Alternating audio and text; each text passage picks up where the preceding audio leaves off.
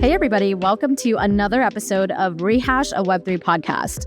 I'm your host, Diana Chen, and on this episode, we're speaking with Sean McCaffery, co-founder of JokeRace, about new developments in smart contract design, how on-chain data can drive consumer adoption of crypto, and new and novel use cases for tokens. We've had Sean's co-founder, David Phelps, on the podcast a couple of times already, back in Season 6, Episode 10, where he talks about crypto use cases for mass adoption, and even earlier in Season 3, Episode 2, which aired in August 2022, when he talked about non-financial use cases for tokens. Any longtime listeners here will already be familiar with JokeRace, since we've been using it to run our guest elections for the past couple of years. For anybody else who's new here, JokeRace is a contest platform for communities to run, grow, and monetize. In our specific case, Rehash holders are able to submit proposals on JokeRace, nominating their favorite people to be guests on the podcast. And our guest lineup for the following season of Rehash is determined through a voting process every quarter. JokeRace has evolved so much over the past couple of years, so if you'd like a primer or history on how the project has developed, make sure you go back and check out David Phelps' episodes from Season 3, Episode 2, and Season 6, Episode 10, and then come back and listen to this episode so you have full context on the project and are able to appreciate some of the alpha Sean dropped at the end of this episode about some upcoming feature launches. If you'd like to discuss the episode with fellow listeners or ask any follow-up questions to Sean, come join our Telegram group at t.me/rehashweb3. Sean was nominated by David Phelps and voted onto the podcast by Fifth World Zach, Maya Bakai, David Phelps, Forage, Richie Bonilla, Ninty Nick, Spencer Graham, and myself, Diana Chen. So without further ado, here is my conversation with Sean. Sean, welcome to Rehash. So happy to have you here. So glad David nominated you and got the other half of JokeRace onto Rehash finally. Thank you. Yeah, that was an exciting contest because I think I got exactly 10th place and I just barely scraped in. I was like, all right, sweet. I'm getting on the pod. It's always such a close race. People who've been doing this for a while have, as you know, with, just running joke races since the beginning of time, people at Rehash do the same thing where they'll wait until the very last minute or even seconds, like literally very last seconds, and cast all of their votes then. So you really don't know how the guest lineup is going to shape out until the very last few minutes or even seconds. Yeah, it makes for a good contest. Like that's exciting. It makes for a good time for sure. Yeah, and people definitely do some collusion and maybe some bribery and some of that stuff behind the scenes as well. I know a couple of seasons ago, some people got together and forced a 6-way tie because they weren't happy with the fact that we could only have a certain number of guests on the podcast. They wanted more. And so they got together and forced a tie. And because we never set tiebreaker rules, we had to invite all of them onto the podcast. So the community won. I lost. Oh, that's awesome. Yeah, ties are a thing. Yeah, I've had to do plenty of thinking about that because we have like our rewards module that like programmatically gives rewards. And like we had to be like, okay, well, how do we want to manage it? But it's definitely something you got to game out. Otherwise, people will exploit it. Yeah, I thought that with the decimal system that you guys enabled before, which I think was removed in the most recent guest election process that we had. But before with the decimals, I thought it was made it a little less likely that ties would happen because you could literally do like set the most random decimals and bump people up, by 0.0001 or something like that. I'm actually curious, while we're talking about it, why you guys got rid of the decimal system. Yeah, there's multiple levels to it. At the highest level, it was like overhead and like tech debt that we weren't seeing a lot of usage out of it. So it was like the trade-off was worth it. We also just recently shipped anyone can vote. And for that, because of like, way and like ETH denominations work, like really one ETH is 10 to the 18 way. We weren't able, with how the on-chain division was going to work, we weren't able to do decimals. So we were kind of like, okay, like if we're not going to be able to do decimals for this one case, and we're not seeing a ton of usage out of them generally, and they're kind of like, they require this overhead we've been thinking about anyways, we decided like just overall, like just stick with whole numbers. It makes things a lot easier. Well, maybe if we can resolve the technical issues and bring back the decimals, that would help me feel a little more confident about not getting rugged by my community in the future. Fair. Rug prevention, deterrence. I like that as a feature. It definitely is. So I want to start off. And by the way, I see a lot of people hopping into the live stream. If you do have any questions for Sean as we go through in the next hour, feel free to drop them in the chat. I'm going to keep an eye on it throughout. And so if I see one of your questions pop up, I'll try my best to get that over to Sean and get that answered for you live. So I want to start out with an article you wrote, or rather a README on GitHub in true dev fashion. The only way I publish. Yeah, exactly. About containerized contracts. And you call this the containerized contracts thesis. David sent this to me. He included the link in his JokeRace proposal. And I read through it, and I have to admit, I don't fully understand. And just so you know, a lot of our audience is also non-technical like myself. And so I was hoping that you would be able to explain this a little better for us in more non-technical terms. In the TLDR, I'm just going to read what you wrote on there, is just like how we moved from mainframes to microservices, we will move from monolithic to modular smart contract design. So you've already lost me there with a lot of those words. So if you don't mind just starting from, super basic Eli 5, explain to us, like, what do you mean by this? The best way to put it is with mainframes, like the history of software development has been, it used to be just super expensive to have storage and compute. Like they used to have full rooms to get the power of like what we have in our phone, like not even what we have in our phone, like just a regular like handheld calculator, full rooms of tubes and stuff to do that, because the technology was just like, there was that much overhead and it was expensive and there were a lot of material constraints to like running these calculations. And so at that time, they were like super optimizing for storage and compute space because that was what was most important. And that informed a lot of their design decisions. So like with old school mainframes, you would have like one mainframe at like your local library, or like if you're lucky, or like what was more likely like a university or like a government institution was running one. And then you'd like log in from your client. So like the idea of a personal computer wasn't a thing. You just log in from like this terminal that you would then, it would send everything to the mainframe and they would do everything. Kind of like what servers are, like google.com. It's one big server, we just ping it. But like you used to only be able to ping from a terminal. It wasn't a computer in and of itself. So like there were a lot of like, that was how everything was set up, and it was just normal because that was what was needed. But the reason that it was set up that way wasn't because like this is the dream of computing or like this is the canonically correct way to do anything. It was much more informed by like the material constraints that we were up against than any sort of like best practice. Like it was material constraints first, and then the design formed around that, right?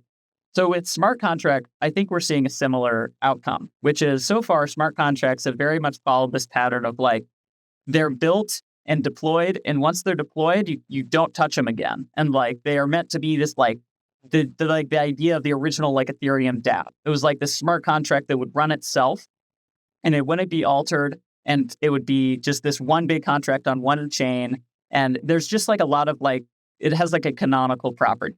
It's like it's not updatable. It's like permissionless, and it just has this like infinite life. And that's how a lot of smart contracts have been structured. They've also been very focused on gas optimization. So like sometimes to the detriment of like UX, where like, oh, okay, well the user has to do 2 more clicks, but we save like a ton of gas. So like the transaction's going to be, a lot cheaper.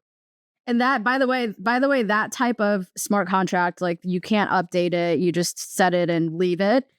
Is that what we're talking about when we say monolithic blockchain? Yeah. Also meaning like all in one. So like you have to fit everything into one contract or one set of contracts. But mainly it's defined by like they're all deployed at the same time and part of one system. You don't like add on to it. You don't iterate on it. It's all done at once. One big thing. Yeah. What happens if you mess up? It's really expensive to mess up. And like personally, this is why I was so personally like intimidated by the idea of smart contract development, because especially in like the bull run of 2021, it was like you needed to spend like $1,000 to deploy a contract. And if you messed up, too damn bad. Like, it's a super high opportunity cost and like risk. of even like trying to develop because everything was just being done on Ethereum mainnet. The cost is super high if you mess up. That's super scary. I probably wouldn't even attempt anything. I'd be too scared to try anything, unless you're super rich to begin with and you have all this disposable income that you can use to experiment with things. You just can't really risk it. Exactly. And like, I think this also informs why so many of the use cases we've seen in crypto so far have been so hyper financialized, because those are the only use cases where the margins make sense. Like, it makes sense to put up this much money and risk this much money to like if you mess up, because the like upside is so high because it's like financial in nature.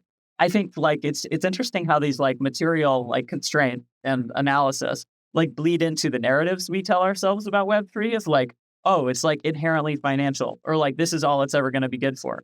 I more take the side of like, well, because of what we've been constrained by and like how things have worked up until now, this is why we're seeing the use cases and the outcomes and the result that we've been seeing, not because it's inevitable or like that it's the only way it can be used, but because like that's the only thing we've been able to do up until this point. I haven't thought about it that way before. Like, the reason why we've had the use cases we've had so far is because of technical constraints, not because of a lack of creativity on our part or a lack of interest or any of that, but it's just simply a technical constraint. Yeah. The like philosophical, like Marx was the person who came up with this analysis, but it's like historical materialism is like, the previously people looked at history and said things are the way they are because of the ideas people had. So like this group of people is succeeding because they had the better ideas. And then Marx came along and was like, no, this group is succeeding because they were built on a gold mine that they found. So they're prospering pretty well because they have a lot of gold. That is a really big factor here. So that's the general like word for how I tend to look at history and analyze. But yeah, so how this all bleeds in together or like all like comes to a head is with the advent of rollup. Like that is a very large material change in the constraint that smart contract developers have. Because all of a sudden, and especially with blobs coming online like a month ago or so, the cost to deploy and like what we were talking about, like what do you risk if you mess up, goes down drastically. Like now you can deploy a contract that's secured by Ethereum mainnet for like cents, and you can just iterate and move.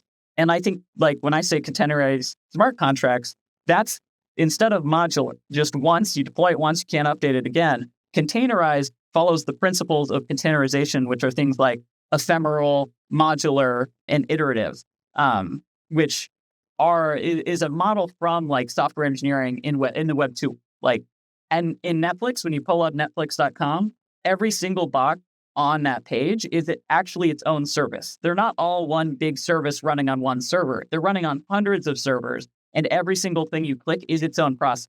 So like if that process fails, it doesn't bring down the whole site. It just brings down itself. So it's a highly resilient way of building systems and building applications. So TLDR, we're going to be able to reflect that in smart contract design. Amazing. Okay, so to kind of recap, the traditional way of building smart contracts, which is you just deploy it and you set it and leave it and you can't really update it. We call that monolithic blockchains. Now what we have with rollups, which are like layer 2s, for example, that make gas a lot cheaper and make it a lot easier to redeploy things or to update contracts and things like that, is now we have these more modular smart contracts, or the ability to build more modular smart contracts, because the cost of deploying and updating and having all of these different servers, almost like, like you said with the Netflix example, like all of these different shows within all of this big Netflix. Like if one show goes down, it's not like you can't use Netflix at all. You just can't watch that one show. That's what modular smart contracts are, and that's enabled by rollups. Yeah. I think that the TLDR, right, is the reason that smart contract design is the way it is because gas has been so expensive. As gas gets more like affordable, cheaper, how smart contracts will be designed are going to change and already are. And what that will look like are microservices, which is like the industry name for how Netflix builds things, or like Docker containers, which is another instance of like how you can take one big process of like 100 different things and turn them into 100, isolated containerized processes.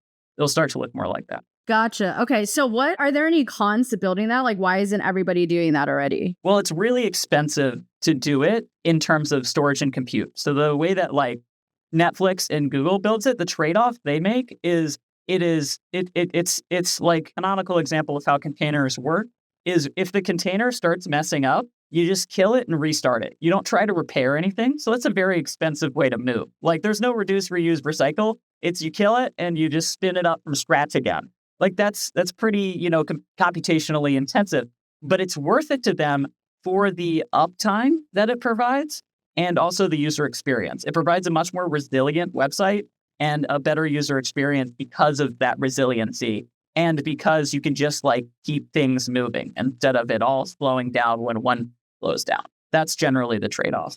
Gotcha. That makes sense.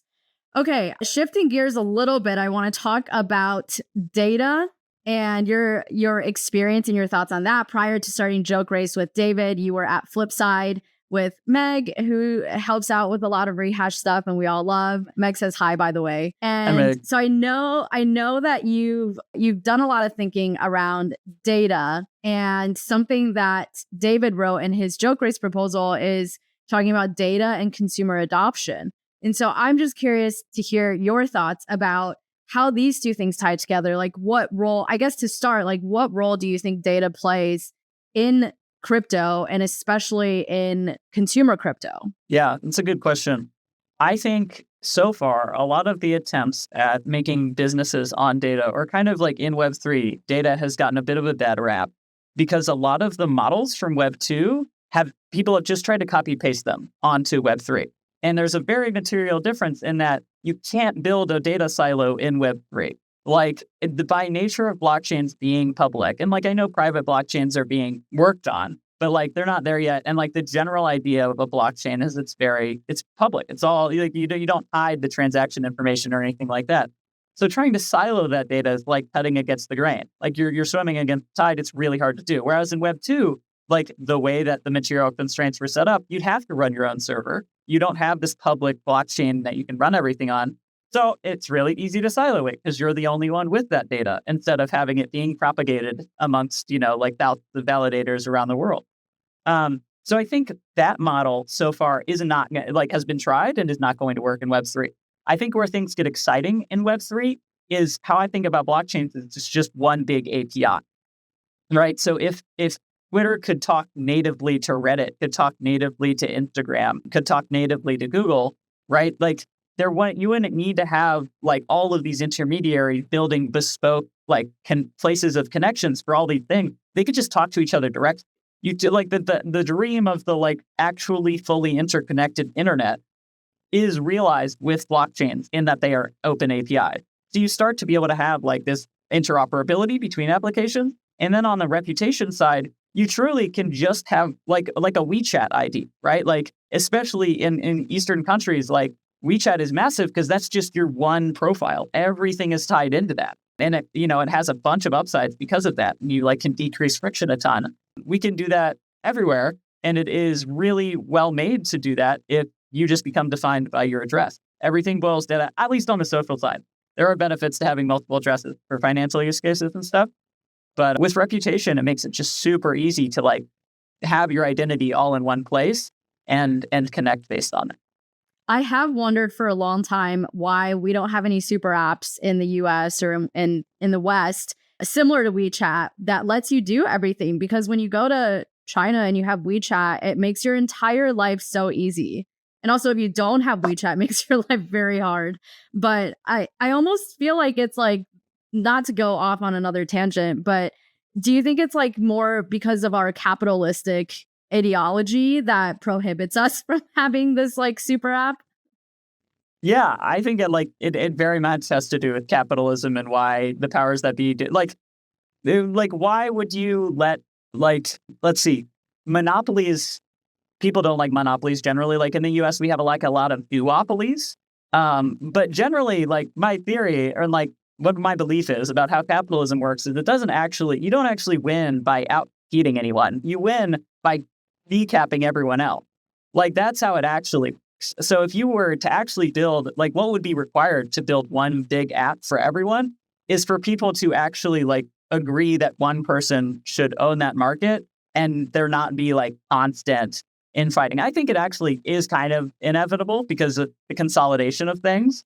Like, I actually think we will get there. It'll just be a much shittier version because they're not incentivized to make things better. They're incentivized to destroy all other competition so they can monopolize the market. They being like capitalistic firms. Whereas I think in places like China, people demonize the hell out of China. China's, they actually have a lot of things in place to say, if you're not doing things that are in the best interest of people and actually innovating and building things, the state's just going to come take your company because you're clearly not doing it well. There's not any sort of counterweight in the US to just say oh yeah, you can't just buy up every other patent and shelve them just so that there's no competition with your own product. That's my broad view. Yeah. Totally. And I think there's probably some happy middle ground between how the US operates and how China operates. But those are two really good models, I think, for, opposite ends of the spectrum of how things could be. So with on-chain data, when I think about on-chain data, what's been really cool for me as a creator is that I actually feel like I have more access to data now on-chain than I ever did as a Web2 creator. Like with Instagram, you hardly get any data. With traditional podcasting apps, you hardly get any data on your listenership. And with on-chain data, I feel like that, I'm able to get more from Bello, for example, which is the data dashboard I use for on-chain stuff. I'm able to get more there than I am from, Apple Podcasts or Spotify or any of those platforms about who is actually listening to my podcast and who is part of my community. And this information, I think, too, is what I've noticed is the data that I'm getting on chain is almost more useful for me to, for example, make money, which is what everybody needs to do to keep doing what they're doing. In the sense that I can see what the net worth of my holders is in their wallet. I can see what else they're buying. Imagine if I could look in your wallet and see what stores you're shopping in. Then I could easily make recommendations to you there. But rather, I feel like with traditional data, they look more at your demographics. How old are you? What's your gender? Where are you based geographically? And these things I don't think those things are as good of an indicator as just past behavior in terms of how you're spending your money. Yeah. No, I think open source raises all boats because in Web 2, right? Every individual actor is incentivized to say, well, no, you can't access my data unless you pay me this monthly fee. Their goal is to monetize however they can. And that just adds a ton of friction across the board. Whereas if you just have this baseline, which blockchains at their core are just baseline open source because that's the only way they work, right? If you don't have the ability to publicly verify transactions, then the whole value proposition of a blockchain goes away. So just inherently, they're open source. It's not open sourcing smart contracts doesn't make any sense because how am I going to trust that you didn't write a rug contract? So it just kind of enforces an open source culture, and that comes with so much benefit. I think what gives any sort of information or any sort of data value is there's a direct equation between how connected that data is and how many connections you can make with that data and how valuable it is. And in Web 2, if each piece of data, each connection between pieces of data, it costs you marginally more money. It scales linearly to get with the amount of connections you have to make. That's so much more friction than if it costs zero to make all of these connections. And all you have to do is pull it all together and analyze it, what Bello does really well. It's just out of the box, significantly easier for significantly more benefit. Compared to most of my friends in Web3, I'm not the most online person. And with how fast things move in this space, it can be really challenging to keep up with the newest projects and what's trending. That's why I love Forage, a community-curated front page for launches shaping on-chain culture. A Forage launch page combines a press release and a commemorative mint into a sleek single page where they garner support in the form of mint. Projects receiving more mints are bumped to the top of the page, which means I can finally stop doom scrolling or worrying about missing an important launch and simply check Forage to stay up to date on what's happening on-chain. And as an added bonus, Forage uses protocol rewards, so supporters receive a referral reward each time someone mints through their referral link. Go to forage.xyz to get started today. Yeah, so I kind of just shared some of the ways in which, I've used on-chain data, or a creator would use on-chain data, but how do you see just consumer crypto apps across the board using on-chain data to their benefit, and also to grow their apps, but also to drive mainstream adoption? I think the core one is sponsorships and stuff like that. Any sort of ads, like the ad model in Web 2, right, is you target people. But the ad model in Web 3, or the brand model in Web 3, is who your audience is, and who else they're working with. You know who else they're transacting on, so you can just go directly to that person. You don't need to dip through. You don't need all of these algorithms and stuff to find out who your audience is. It's just right there. So you can go direct to who their brand is. I think on the more consumer side, and features that people can have with all this data, is it's going to get very hard to build a moat without making a guild-like structure where you're working with the other companies that exist. It is kind of counter monopolistic. Well, I guess you could win by just absolutely monopolizing everything, but that is significantly harder to do with blockchains, that anyone can operate on them. So let's say that's infeasible. You're going to have to work with other companies, because otherwise someone else is going to come in with a better integration. Just the bar for integration and the bar for interoperability is on the floor. So this is going to benefit consumers of the features that consumer apps can build, because it not only makes it super easy to add a widget from every other app in existence to your site, but it kind of requires you to do so in order to build this soft moat of interoperability. Kind of what Ethereum does, right? Ethereum has a bunch of apps building on top of it. If you go and fork Ethereum, or you go to another chain, you still get the underlying protocol. You don't get all the apps built on top. I think that model is going to start to be it's already being replicated. We just launched extensions on JokeRace 2 weeks ago, and this is people building on top of us. Bello launched an extension. So now anybody can go to a contest, click the button, and see the demographics, the breakdown, the analysis of everyone who's engaged in that contest. So it just makes total sense, I think. Yeah, and I've gone through and done that already, and it's been really interesting to see. I just dug through the people that participated in our season 8 guest selection, people that nominated and voted. I went through and looked at what the demographics of those people looked like. So there are, I think, 50 people more or less, but there's hundreds, almost 1,000 holders back when we launched that contest. I think 700 or 800 holders.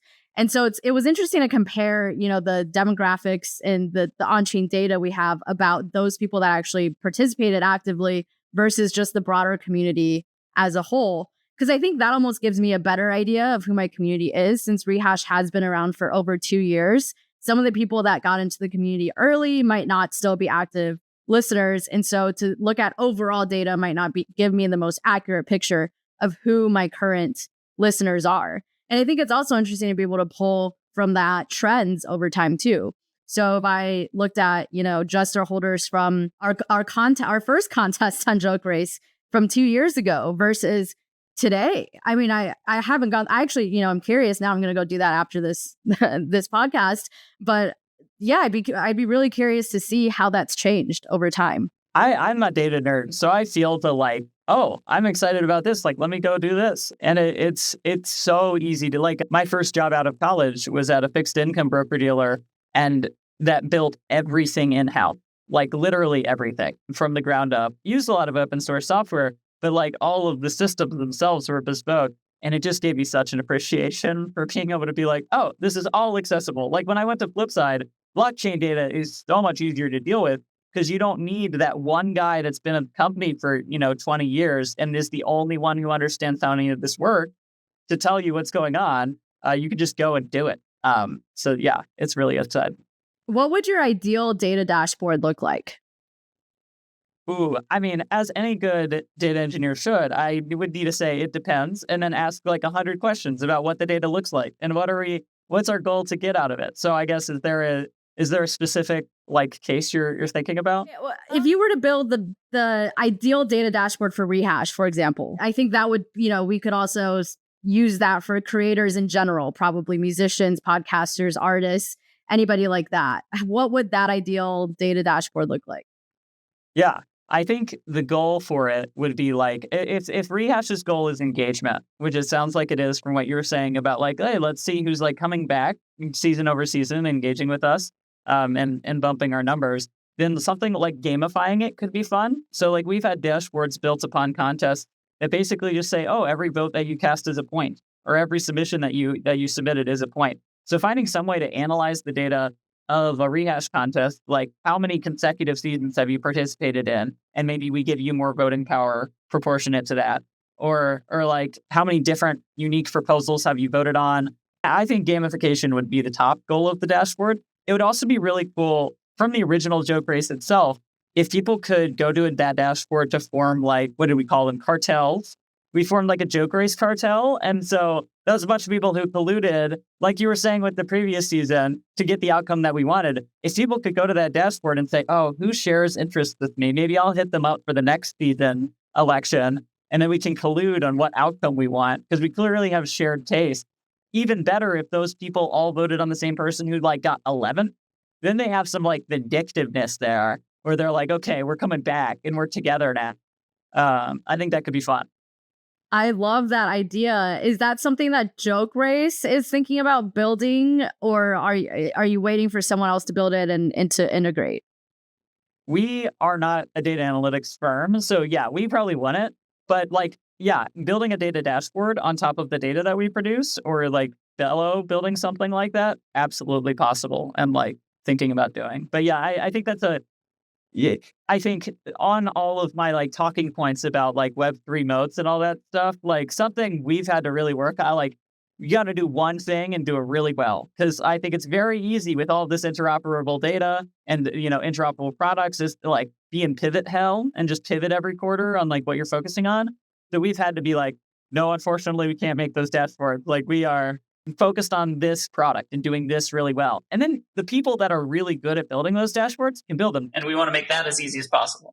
That I totally understand. Hopefully Bello builds something like that. I'll have to hit up Adam after this and give him some suggestions, because I just cannot for the life of me figure out how to use Dune Analytics or even Flipside or anything that requires. Yeah, anything that requires SQL, I just cannot figure out how to use it. And I know I can shill a community for you. Andrew Hong's Crypto Data Byte. Yes. If you want to find people that are really good at Dune, he has this data dashboard that is like the most underrated data dashboard in crypto. It's like, if you want to know who the best data analysts are, that's the one to look at. Someone from Byte, what's it called? Byte Explorers, right? Yeah. Crypto Data Bytes. Crypto Data Byte. Someone from that group actually reached out and offered to compile some Rehash data for us. Oh, heck yeah, that's awesome. So hopefully, yeah, I mean, like, I don't even know how the process works. They just reached out and offered it. So whenever they have time and get around to it, but I'm really excited to see. Maybe I'll just message them and ask, you know, if it'd be possible to put together some things that you just suggested. Yeah. Oh, that's so cool. Look at that. Heck yeah. JokeRace communities coming together. Yes. Yeah. We love it. So I know with tokens, you've thought a lot about it. You've experimented a lot with it through JokeRace as well. And I've heard you say that we're kind of in this post-token world or post-token paradigm now. Can you explain what you mean by that, especially as the market is coming back and everyone's talking about tokens again and airdrops and all of that stuff? Like, where do you stand? Where's your head at with tokens? And like, what's your position? Yeah, we had to make it very clear that post-token does not mean anti-token. We got so much, like, you know, all marketing is good marketing. All attention is good attention. So, like, I guess we succeeded in being controversial in that regard. But we had to make it super clear, like, tokens are not going anywhere. They are clearly, you know, freaking with getting a multi-billion-dollar market cap. Like, they're not going anywhere. Tokens are like capital distilled. They're capitalism's dream. Like, that is it, man. So no, I'm not anti-token. I think post-token means it is kind of an extension or kind of like a derived from the same thesis as the containerized smart contract thesis, which is everything being so like tightly coupled to a token and everything having to do with the token. I think also had to do with how materially constrained we were. Like, tokens were the only thing that were close to making sense with regards to how much they cost to operate and like the model and how computationally expensive they were and all that. Like, oh, we built a lot of systems that we have now seen kind of fall apart. Like DAO's kind of a bad word now. Like, gotten a little bit of that bad rap. I think it's because things weren't being built the way that it's best to build them. We were building them starting from like, well, this is the only way we can build them right now. And like tokens, we made everything about tokens because that was like the primary utility of blockchain. They're going to continue being a major utility of blockchains into the future. They're just not going to be the only ones. Like with blobs and like data being in computation being so cheap now, we can, do things like put allow lists on chains for use cases that allow lists make more sense than tokens. Or, things that you could just up the level of abstraction where tokens are still a key primary core like tenet of your community and what you're building and all that. You just can have a lot more. It's maybe we should rephrase the like post-token exclusivity. Like that has to be all it's about. But yeah, that's my general thought. Got it. Can you give some examples of new and novel ways that you think people should be using tokens now that, we've seen what's worked, what hasn't worked? What ideas do you have for people about how they can use tokens in different ways in this post-token paradigm? Yeah, well, anyone who follows my Twitter knows that I'm a massive Juicebox stan. And I think what they're doing is really cool. And it is why seeing it in production now is why I'm so convicted on this use case for tokens. But basically, they made it so that all fees that goes through Juicebox now get automatically, they go and buy back the Juicebox token, which has such a cool impact. One, because just baseline, when anything happens on Juicebox now, you can go to the token price and see it going up because that's just programmatically happening, which I think is so cool. But I think generally, like starting to open up those things, those floodgates of like, okay, we have like programmatic money. What can we actually do with it now that we aren't so tightly constrained by like people only being willing to speculate? But maybe gas is cheap enough now where people can like do things on blockchain. I think like if I had to summarize it, it was people can actually do things with token rather than just buy and sell them. You can, participate with them and you can do a lot more fun things. I think what I'm like, the thing I'm most bullish on and what I think is going to take off because it just makes sense for token communities is implementing buyback mechanism in engagement. So like with JokeRace, we split all fees with creators.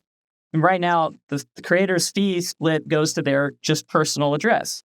You could very easily send that fee split to a contract that then goes and programmatically buys up the token. So if you have your community play in a contest and every time they submit or vote, they're paying a fee. Every single time someone's submitting or voting, the token is going up. It's just like alchemy, engagement to price action. I think that makes perfect sense and is useful for if you have any token, anything you want those token holders to be doing, you can turn into like positive sum price action for the whole community. So like, I think that's what I'm most excited about. And like that hasn't been as nearly as explored as I think it should. Yeah, that's true. How do you prevent, I guess, like my thing with Rehash from the beginning was I never wanted there to be whales. So we always said that any holder of an NFT, like there's no way to just buy hundreds and hundreds of NFTs to get more and more voting power. Rather, it was per wallet, like the voting power was assigned per wallet rather than per NFT. And that was to prevent whales. And whales aren't always a bad thing. We just wanted, for the sake of like higher quality curation of our guest list, to prevent whales. And I think like in certain situations where you do have more of like subjective sort of like content is a really good example of it's very subjective. It's not like voting yes or no on a proposal. It's, creating and curating this thing that it could be anything. And so you want to make sure that the quality is maintained there. How do you suggest preventing people from just abusing the system, whether it's whales or whether it's through other means? Like, how do you see us, getting only the positive sum parts of tokens out of this without having to deal with the negative parts? Yeah, I mean, that is the age-old question. I think I have like a spectrum of answers to this. So I think to prevent whales and like the bad side of whales and sibling, I think that's actually like one of the biggest use cases for reputation. Because when it comes down to it, everything is social consensus and social accountability. So maybe in addition, you could have a vector of things that you are required to have to participate, like hold this many tokens, but also you have to have this many on-chain vouchers from people, right? Like, or this, like social credit scores. Like, that's such a bad word.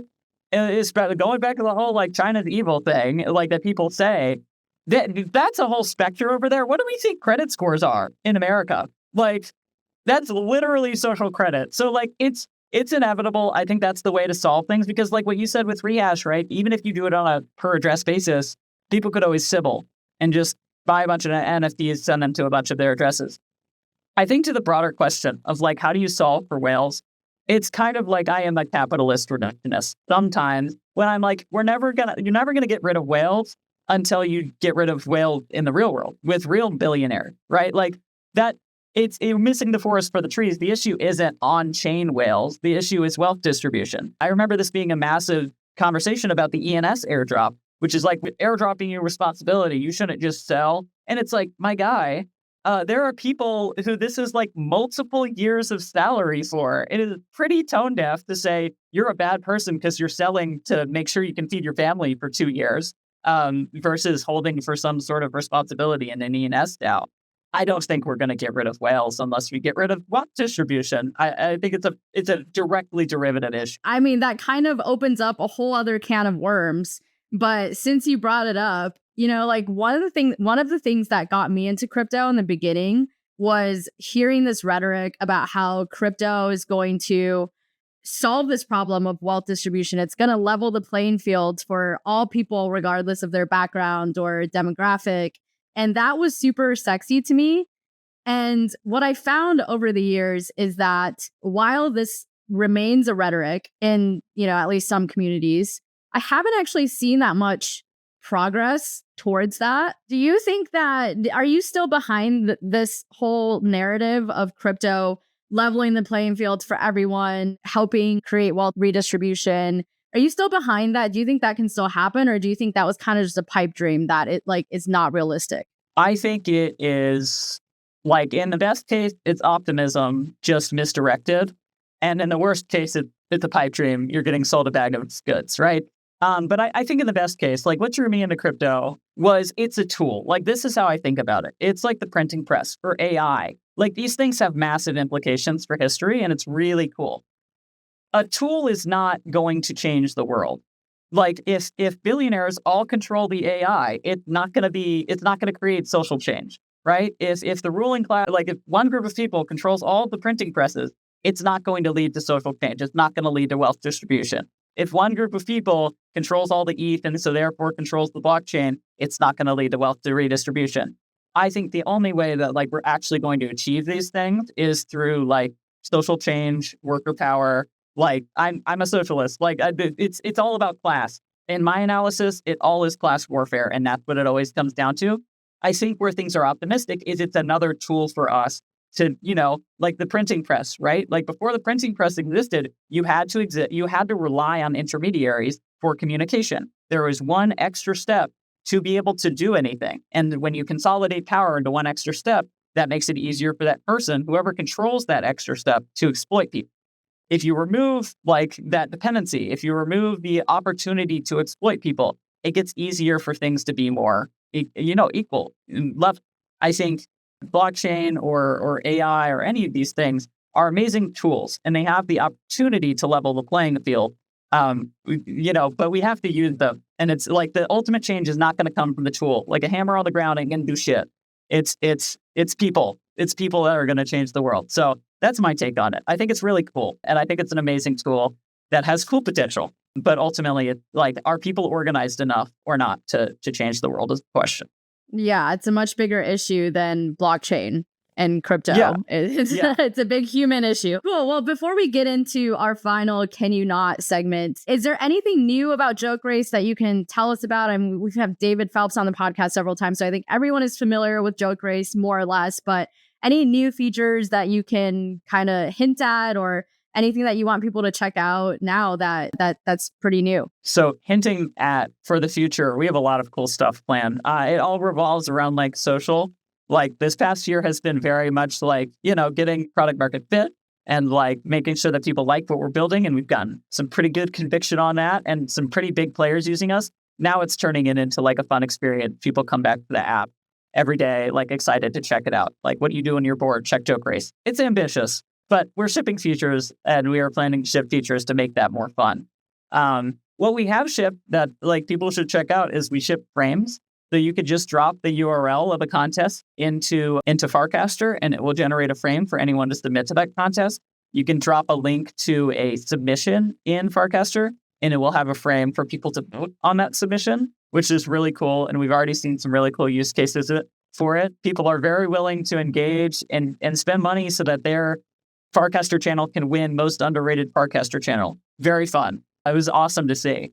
And then another one is anyone can vote. So like major point of friction on our site to this point has been, like who should I allow list to vote? And like half the people that go to create a contest get stuck on that and then don't create one because of that.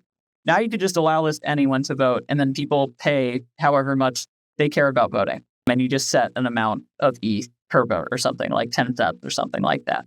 But that's been really cool and enabled a bunch of like much bigger use cases because like allow list stuff is just inherently constrained that way. So like American Idol Onchain or like a hackathon, stuff like that gets really exciting to think about as well. American Idol Onchain would be super sick. I know not with American Idol, but I think with some like similar singing shows I want to say in like Korea or somewhere in Asia recently, there was a scandal about how they rigged the results of it. Oh no, I didn't see that. Yeah. And so, I mean, I saw that and I was like, JokeRace is the solution. Blockchain. Yeah. Yeah. You know, like if they voted on JokeRace, no one would be able to rig the results. Like everybody can see it publicly on chain.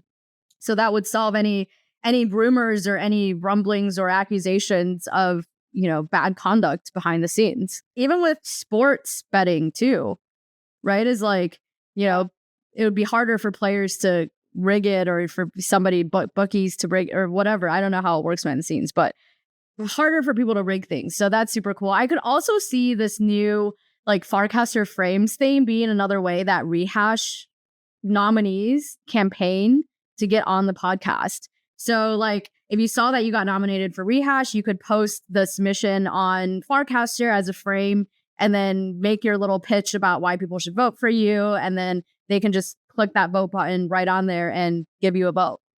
The voting feature on Farcaster frames, I just want to clarify, does that only work if voting is open to everyone, or does that also work if voting's allow listed? Yes, good question. Right now, we only have the functionality for anyone can vote content. So yeah, right now it only works for contests where anyone can vote. Will that change in the future? We're looking at it. Yeah, like so we just ship for submission frames, they only work on ones where anyone can submit, and for voting frames, they only work on contests that anyone can vote on. This was just our first frame shipment. We absolutely are looking into other functionalities, but we wanted to make sure to get something out there because people were excited for frames. Yeah, no, it's super cool. I would love to see just like frame functionality for even allow listed or voting or allow listed submissions. I think it could be a good way too to like create some FOMO for people when they try and submit or they try and vote and they can't. And then they're like, oh no, why am I not allowed listed? And that could bring them to check out the community. Like, oh, what is Rehash? Oh, I have to hold a Rehash NFT. Okay, let me go get a Rehash NFT. And, that could, sort of like create FOMO sort of business strategy too for people. Yeah, no, that's a good point. Like that's a reason people would want to come and click on the contest and see what the requirements are. Exactly. Yeah. Okay. Well, last question I ask every guest on the podcast is I ask everyone to give me a can you not about something we talked about today or just something about crypto in general. So this is something that, you want to say, can you not do this? Like a pet peeve of yours, something that people in crypto do or say a lot that you're like, can we just not do that? So do you have a can you not for us today? Oh, I would have to be to do with something. We covered a lot of ground today. I think it would probably be like, can you not be a crypto reductionist? Like, can we please talk about the actual issues behind things and how crypto can be very helpful, but not be like, oh, one more meme coin is going to change the world. Like that's not going to change. Like, that's not it. It is. You end up with a lot of products that don't. that aren't very good because you're like not having a full analysis of things. That would be my can you not. I think it would also help prevent a lot of like tone deaf discussions about wealth inequality of like, why are you holding tokens? Because it's a year's salary, my guy. Like, let's just be a little more cognizant here that we're throwing around millions of dollars and there's a lot that can be done with that. So look, can you not be not self-aware, please? Hey, I love that. I love that as a general, can you not? I probably say that like multiple times a day going about my daily life. So I'm 100% behind that. Well, last thing, Sean, before you go, tell people where they can find you if they'd like to follow you personally, and then remind people where they can go to check out JokeRace and participate in some fun contests. Okay, cool. I have to remind myself of my GitHub name. All right. So most importantly, I am Sean MC, SEAN MC9 on GitHub. On Twitter, I am Sean MC _East. And then you can find JokeRace on Twitter at JokeRace _IO, and then online JokeRace.io. Perfect. Everybody go check that out. Make sure that you also check out all of our joke races. We run some fun ones throughout the season. And then, of course, at the end or beginning of every season, we run a guest elections joke race, which is our big one. You can help us pick our featured guests that you want to hear on Rehash. Make sure you collect this episode as an NFT to make sure you have nomination power to participate in governance. And thank you so much, Sean. Katie in the chat says Sean based, and I completely agree. So thank you, everybody, for tuning into the live stream as well. Thank you, Sean, so much for your time. And we'll be back again next week with another episode of Rehash. Cool. Thank you so much. Thank you for tuning into this episode of Rehash. Rehash is hosted, produced, and edited by me, Diana Chen. Rehash is also supported by our community of NFT holders who curate our guest lineup each season. To get involved, head over to our website at rehashweb3.xyz and collect this episode as an NFT. Anyone who collects an episode becomes part of the Rehash community and will be able to nominate guests for future seasons. To learn more about how to become a guest on the podcast, go to rehashweb3.xyz/podcast. And to learn more about sponsoring the podcast, go to rehashweb3.xyz/sponsor. Finally, be sure to follow us on Twitter, Instagram, and TikTok at RehashWeb3 or on Warpcast and Lens at Rehash, and join our community on Telegram at t.me/rehashweb3. If you enjoyed this episode, please rate, review, and subscribe on Apple Podcasts, Spotify, or wherever you get your podcasts.